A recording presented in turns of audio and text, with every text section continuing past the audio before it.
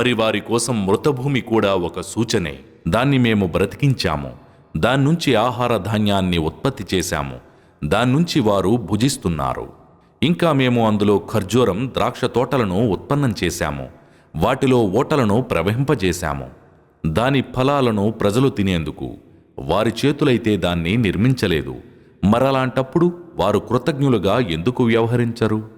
భూమి నుంచి ఉత్పన్నమైన వస్తువులలోనైనా, మరి స్వయంగా వారిలోనే అయినా, వారికి తెలియని వాటిలోనైనా వాటన్నింటి జతలను సృష్టించినవాడు పరమ పవిత్రుడు. వారి కొరకు రాత్రి కూడా ఒక సూచనే. దాన్నుంచి మేము పగటిని లాగివేస్తాము, దాంతో వారు చీకటిలో ఉండిపోతారు. సూర్యుడు తన కోసం నిర్ధారించబడిన కక్ష్యలోనే పయనిస్తున్నాడు. ఇది సర్వాధిక్యుడు, సర్వజ్ఞుడు అయిన అల్లాహ్ నిర్ధారించిన విధానం. మరి చంద్రుని మజిలీలను కూడా మేము నిర్ధారించాము. తొదకు అది వాడిపోయిన ఖర్జూరపు పాత మండలా తయారవుతుంది.